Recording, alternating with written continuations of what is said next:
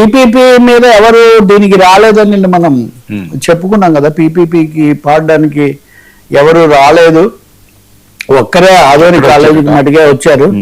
ఇలా రాకపోవడానికి కారణం వైఎస్ఆర్ పార్టీ బెదిరింపులు అని కొన్ని మాటలు చెప్పారు. వైఎస్ఆర్ పార్టీ బెదిరింపులో ఇంకోటి ఏంటి, ఇంకా చాలా మంది దాని మీద ఆందోళన చేస్తున్నారు. జాతీయ స్థాయిలో కూడా దీని మీద భిన్నాభిప్రాయాలు ఉన్నాయి. కానీ అలాంటప్పుడు కొంచెం ఆలోచించుకోవడానికి ఇలాంటి సందర్భాన్ని వాడుకోవాలి.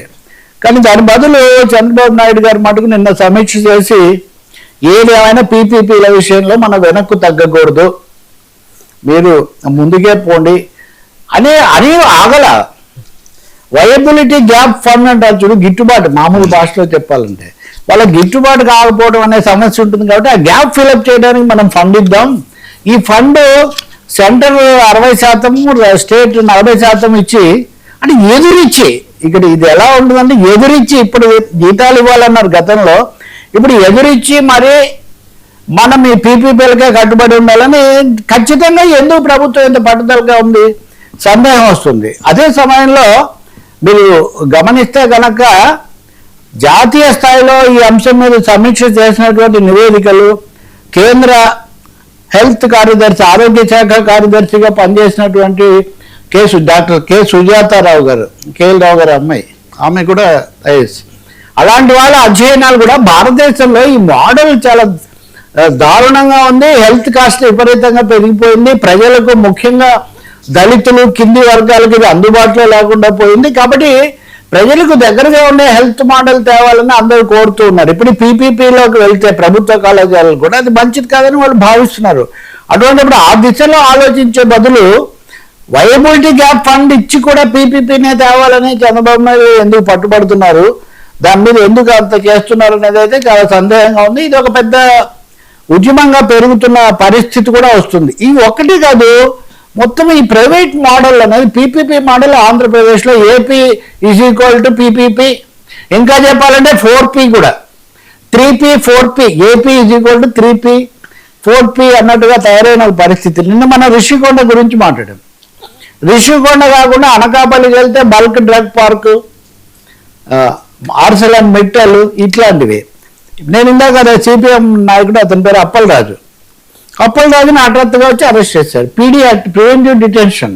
అది ఇంకెవరి మీద పెట్టడం కాదు. ఇప్పుడు ఉదాహరణకు గాజా ఇండియన్ అరెస్ట్ చేశారనుకో, మావోయిస్ట్, దాన్ని కూడా అందరు ఖండించారు. అదేంటి, ఆయన ఎప్పుడో అది విరమించి వచ్చి అన్నది. కానీ ఈ అప్పలరాజు ఈయన ఈ ప్రైవేట్ సంస్థలు రావడానికి వ్యతిరేకంగా ఉద్యమం నడుపుతున్నాయని ఆయన వేరే ఏం చేయట్లేదు. ఆయన ఇంటికి వెళ్ళి దాడి చేసి అరెస్ట్ చేయటం అంటే నాట్ ఓన్లీ ప్రైవేట్ వాళ్ళకేమో ప్రోత్సాహం, దాన్ని కాదంటేనేమో పీడీ యాక్ట్లు అనే పరిస్థితి ఎక్కడికి దారితీస్తుంది. ఇది ఒక పెద్ద ప్రశ్నగా వస్తుంది. ఇది కేంద్రం విధానమే అని చెప్తున్నారు. ఇక్కడ ఇంకో అంశం కూడా చెప్పాలి మీకు. అర్నబ్ గోస్వామి గారు ఉన్నారు కదా, ఇండిగో వచ్చినప్పుడు రామ్మోహన్ నాయుడిని ఎన్ని విధాల ఆయన స్కేప్ గోట్ని చేయడానికి, ఆయన్ని దోషిగా చూపించడానికి చాలా ప్రయత్నం చేశారు. నిన్న రామ్మోహన్ నాయుడు ఆ ప్రకటన కూడా చేశాడు, ఇంకో 4 ప్రైవేట్ ఎయిర్లైన్స్ వస్తున్నాయి అని. కానీ అసలు రామ్మోహన్ నాయుడు సంగతి ఏంటి, ఆరావళి పర్వత శ్రేణిలో గనుల తవ్వకం జరగవచ్చా లేదా అన్న దాని మీద సుప్రీంకోర్టు మొన్న జడ్జిమెంట్ ఇచ్చింది. ఇచ్చి 29 అడుగుల వరకు ఇది ఉంటుంది, మిగిలింది అక్కడ వరకు కాపాడాలి, ప్రభుత్వం చాలా ఆచితూచి అడుగేయాలని ప్రభుత్వం చెప్పింది. ప్రభుత్వం ఏమో ఈరోజు జీవో ఇచ్చేసింది. రాష్ట్రాలన్నీ సుప్రీంకోర్టు ఉత్తర్వుని దృష్టిలో, ఆదేశాన్ని దృష్టిలో పెట్టుకొని మీరు ప్రొసీడ్ అయిపోండి, స్టేట్స్ టోల్ టు ఎన్ఫోర్స్ ఎస్సీస్ ఆర్డర్స్ అని. ఆర్నబ్ గోస్వామి బహుశా దేశ చరిత్రలో మొదటిసారేమో మాజీ ప్రధాన న్యాయమూర్తి ఎక్స్-సిజేఐ బిఆర్ గవాయిని కూర్చొని ఆయనతో పెట్టాడండి వాదన. మీరు ఆ తీర్పు ఎందుకు ఇచ్చారంటాడు.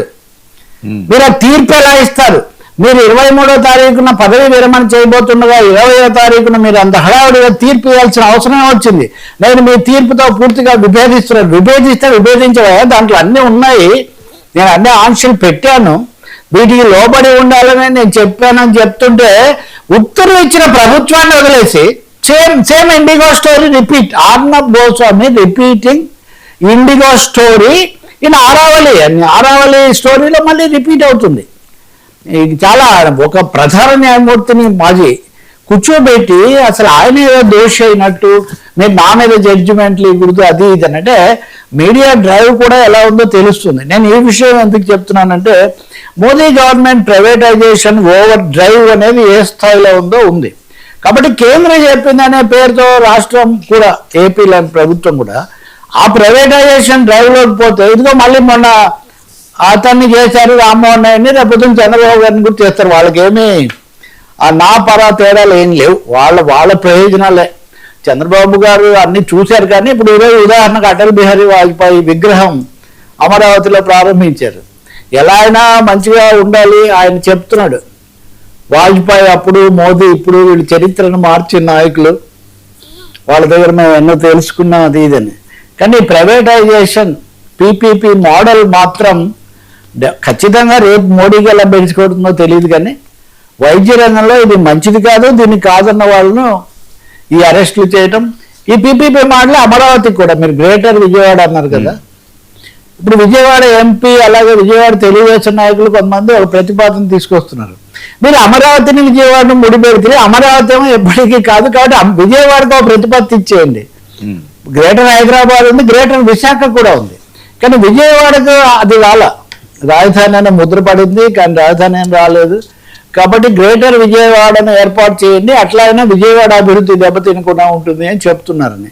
సో ఇది ఒక పెద్ద గందరగోళం వ్యవహారంగా చివరకు తయారైన పరిస్థితి. పీపీపీని ఏమీ రాలేదు కాబట్టి ఇప్పటికైనా మీరు పునరాలోచించండి అని మాజీ ఎమ్మెల్సీ లక్ష్మణ్ రావు లేకపోతే ఇలాంటి ఈ స్వచ్ఛంద సంస్థల వాళ్ళు వీళ్ళందరూ నిన్న ఒక విజ్ఞప్తి చేశారు. మరి దేని గురించి ఆలోచిస్తారో